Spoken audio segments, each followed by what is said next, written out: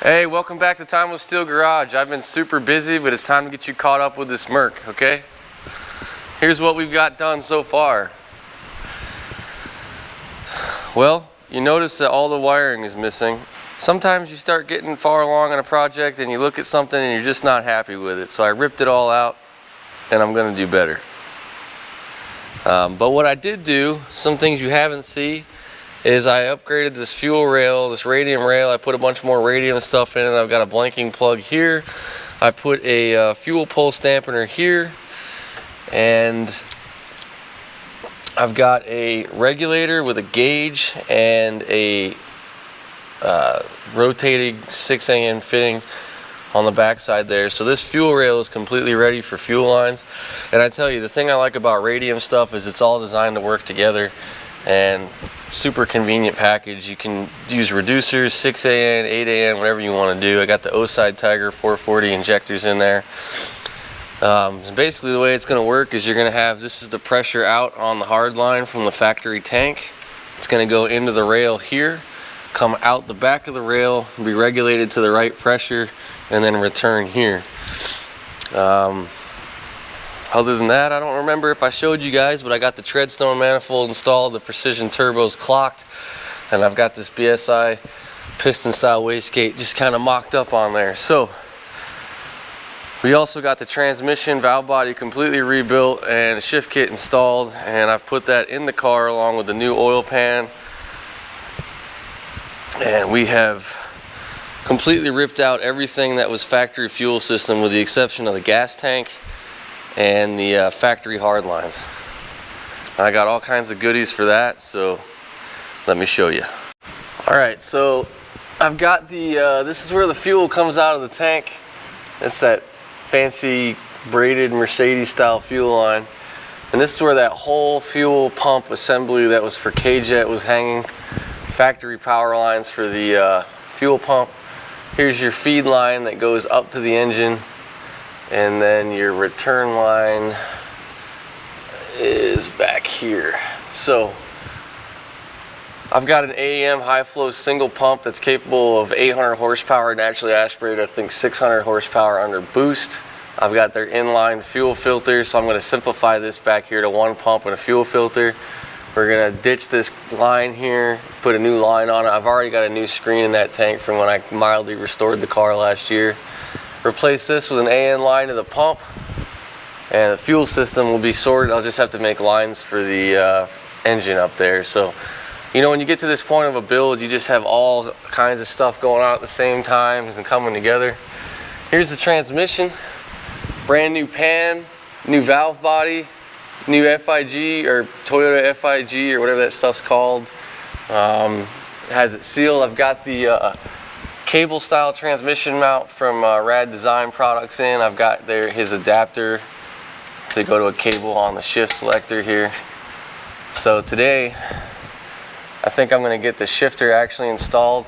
You can see I'm going to have to clearance a little bit more here to be able to clear that cable.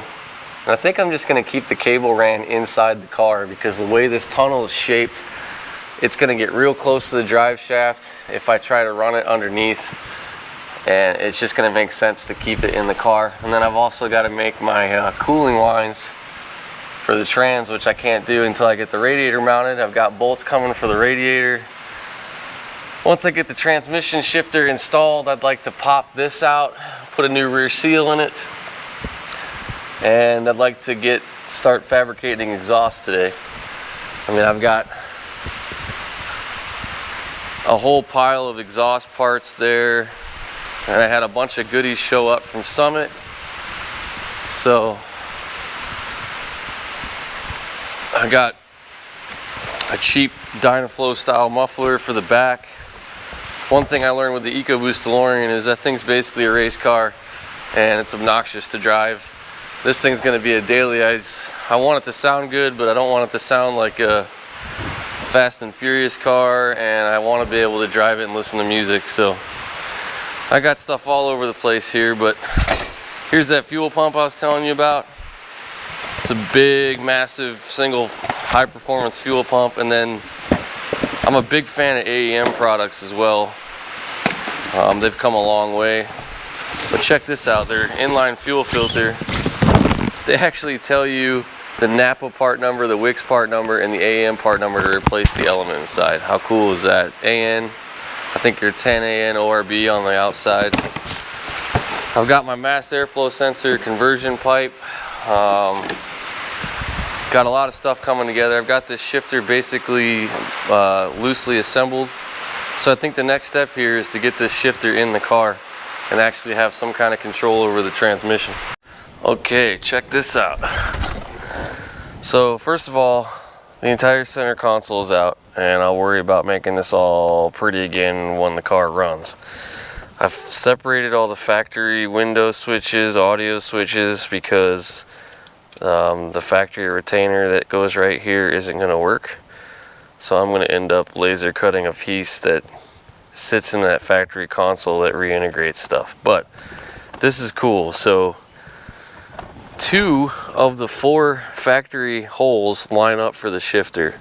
And in fact, I got 2 old sockets here as spacers right now. I figured out 1-inch standoffs pretty much puts this shifter in the factory location. Even the handle is about where factory is, so I'm just gonna have to put some riv nuts over here.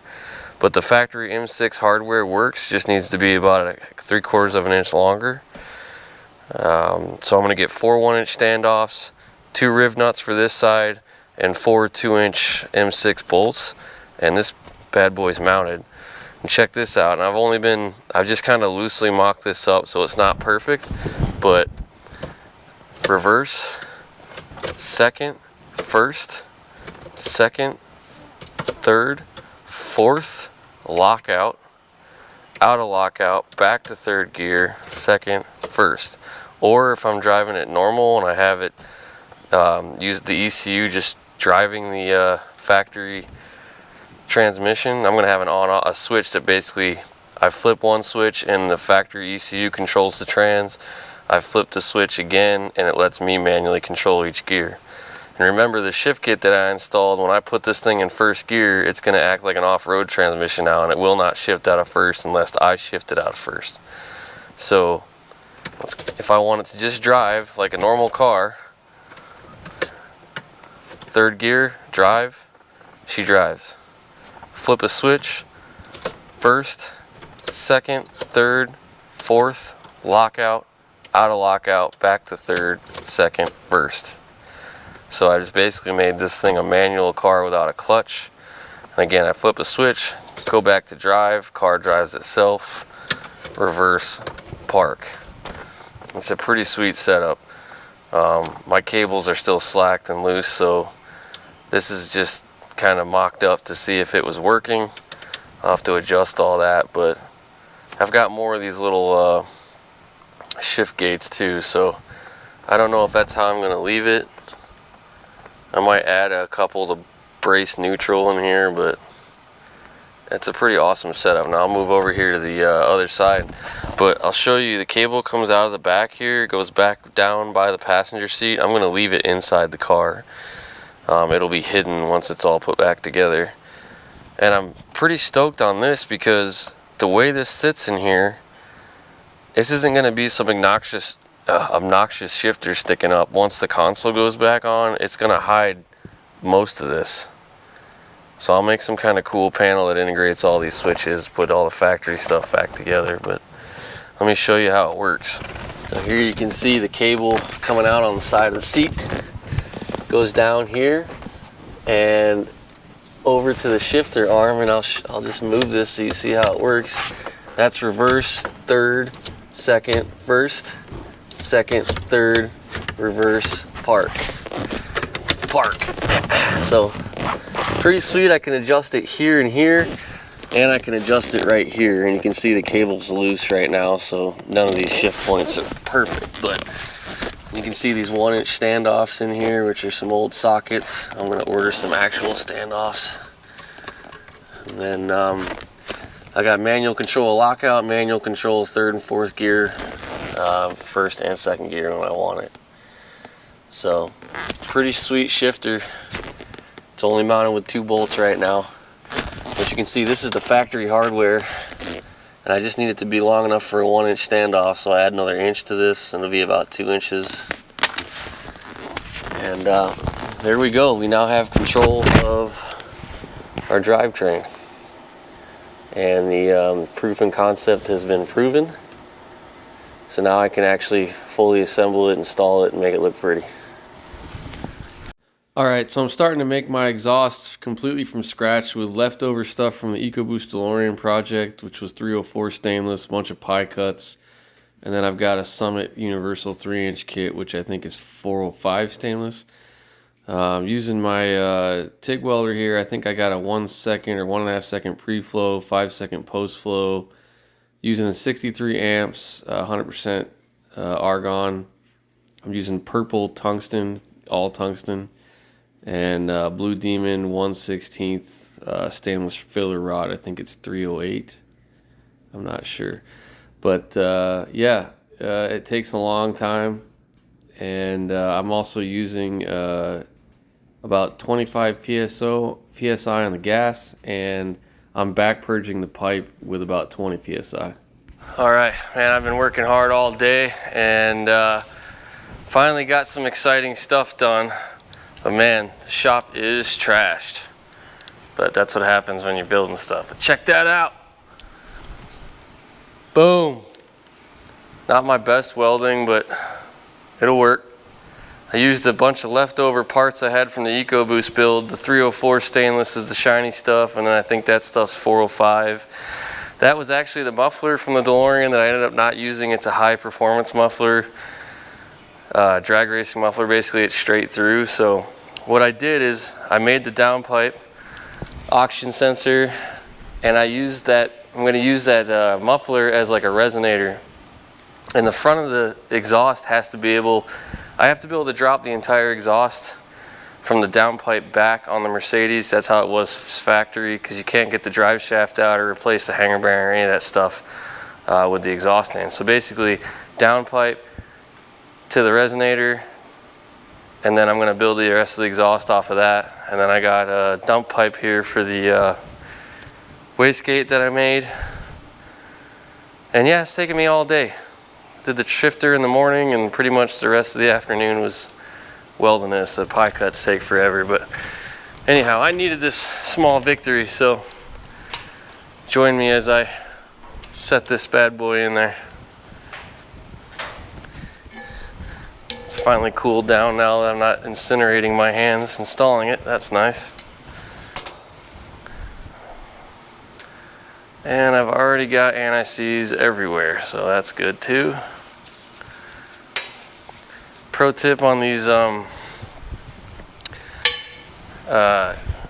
clamps, you're going to want to put anti-seize on them or some kind of lubricant, because if you tighten them up the first time, on these stainless ones anyway, a lot of times they get galled up, and they won't really take loosening and tightening too many times before the band clamp is ruined.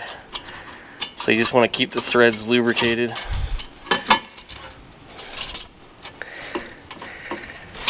Oh yeah.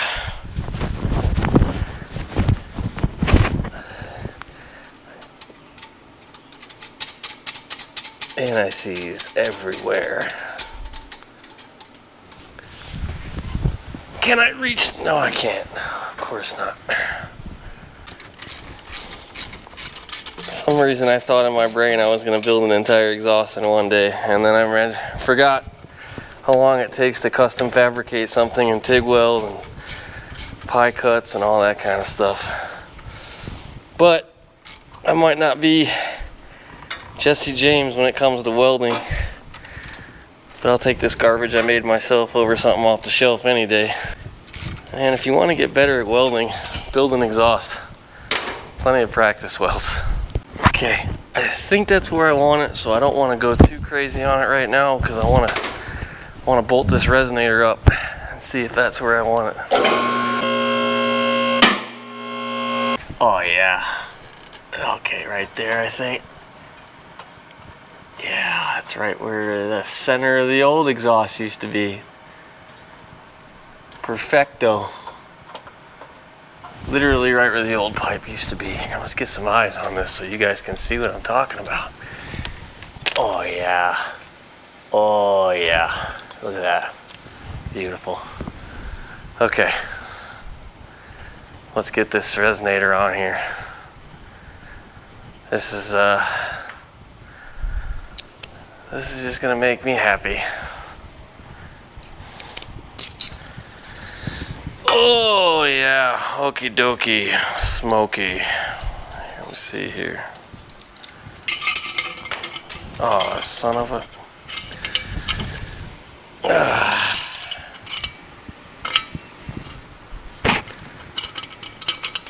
How in the hell, if I can ever figure this damn band clamp out. There we go. Alright, now this is just. Okay. Oh, yes, fine. Go on the floor. That's where you should go. On the floor.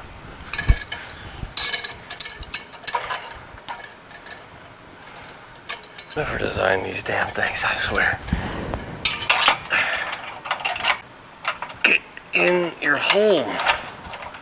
Go to your home. Jeez Louise, that was way more painful than it should have been.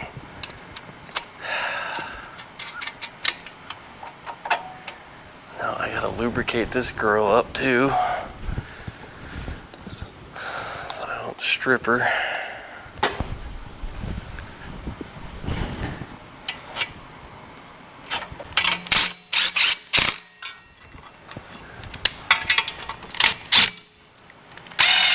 Get some lube on this girl here too. Everywhere. It's gonna go everywhere. I'll be eating dinner with a little bit of anise tonight.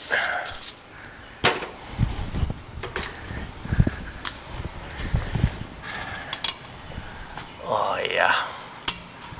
That is perfecto. Perfecto.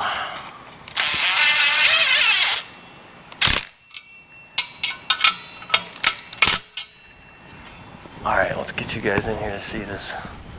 There it is. See, it follows the contour of the body perfectly, just like the stock exhaust. And you can see the resonator goes up over the steering linkage to the back of the turbo, the downpipe, and utilizes the factory heat shield. And I'm going to use all the factory heat shields all the way back. You'll see the drive shaft's going to go up there, and then there's heat shields all down this tunnel. Bring the pipe back here, over here, straight back, behind this axle, muffler here, straight out the back. 3-inch, this is all 3-inch stainless. 2 different types of stainless, but it is all stainless. So, all right, let's get the dump pipe on for the wastegate. And then I think I can go feed the animals and feed myself, and maybe have a delicious beverage. I don't know. I think I started doing this exhaust at like noon. I think it's like 6 o'clock now. It takes a lot of work. I think I used half my TIG gas.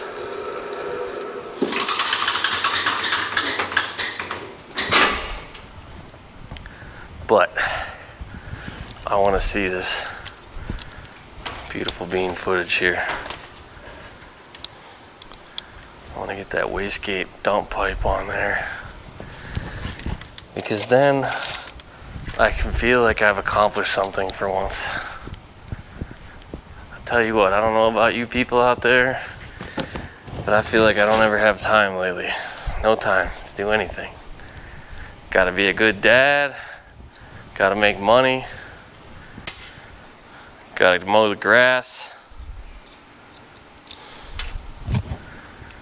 It's never ending.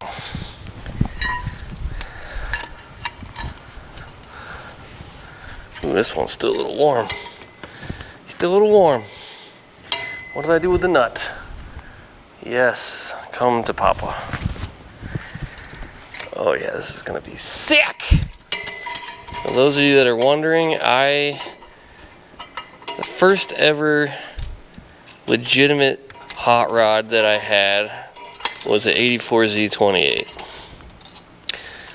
and it wasn't much, but the first real hot rod that I built was a 2004 Tacoma with a turbo. It's a 4-cylinder turbo, and I love that truck. Should have kept it. Life happens. But I was, I don't know, not even 21, I think, when I built that truck. I think I was like 19, 20. And I used to race it at the 8th Mile drag strip in Minot, North Dakota. I don't even know if that drag strip still exists. Used to have a t-shirt, but I was a small guy back then, so it got turned into a garage rag. So the truck and the t-shirt are gone. But what I'm getting at is that truck had a wastegate dump pipe straight to the bottom, and on the outside it was basically a sleeper. It had looked like a really cheap truck. I lowered it with some springs, like a DJM drop kit, I think, and wow, I need to eat some food because I can't even do basic tasks. But I always loved how it was basically quiet. I used a 24-inch Borla muffler so it didn't sound like a Fast and Furious car or anything. It looked like a sleeper. Steel wheels, plastic bumpers. But when I really got on it and hit max boost and the wastegate opened up, the thing got super loud. I used to scare people on their phones while driving with it.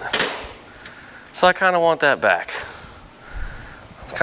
This thing's not gonna, no one's gonna know this thing's gonna have a 2JZ in it when I'm daily driving it. But when I want it to be loud, just in the floor and go wide open, hit that wastegate spring, and when that dumbass next to me is on their phone not paying attention, I'll scare the crap out of them. And I'm sure you guys are enjoying watching this. Okay, there you go, finally. Get a nut on there. Come on.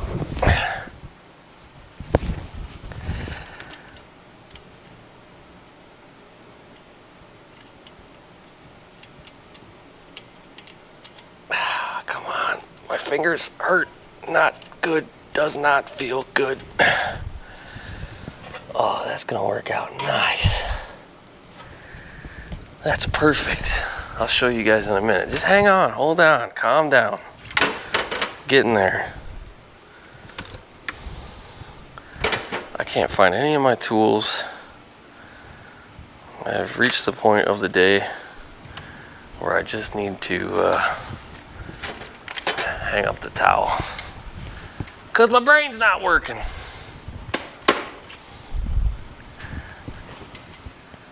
Nope, can't even get the right socket that I need. Bear with me, it's gonna be worth it when you see how awesome this is. Yes.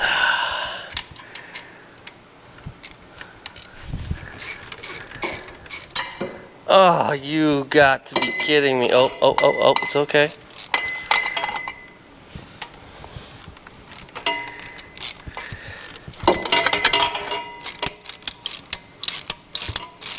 Right now, my buddy Chris is watching going, Jimmy, why are you not using power tools? I know you are, Chris. It's okay. It's fine. Sometimes I'm an idiot. This is one of those times.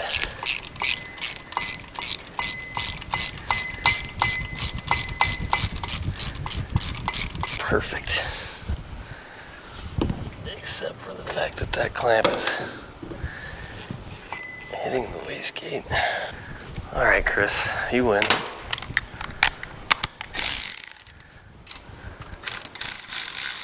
Well, my golly, look at that. Well, there you have it, folks. The hardest part of the exhaust is done. And I just lost a nut. And I found the nut. Okay. Not bad, not bad. Boy, that looks perfect. Oh no! The sound of a nut hitting the floor.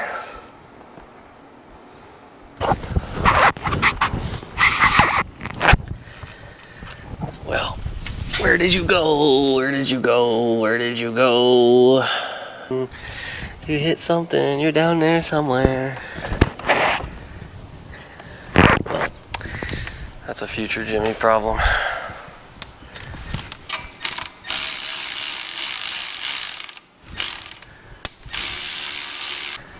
Man, that's a good feeling. I want to hear some noises. Would you just look at that?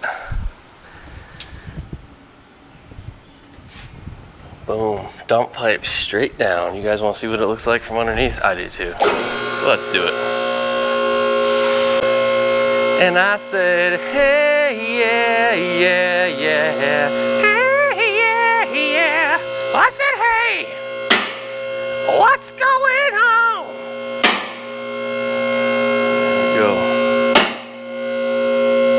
Austin Powers right now. Driving a cement roller. Oh man, it's so cool to see exhaust and new transmission stuff and just new stuff. Yes. A little tight here, a little tight. But she clears. So when I go, it's gonna right out of that tube right there, okay? And then when I'm just driving normal, it'll be just fine. That precision turbo, yes. The real question is, where did that nut go? It's gone forever. Hopefully not inside the engine, that'd be not cool.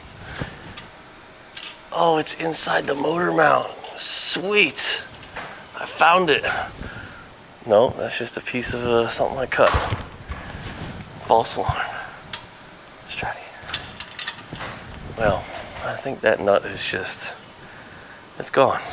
And we have to come to terms with it.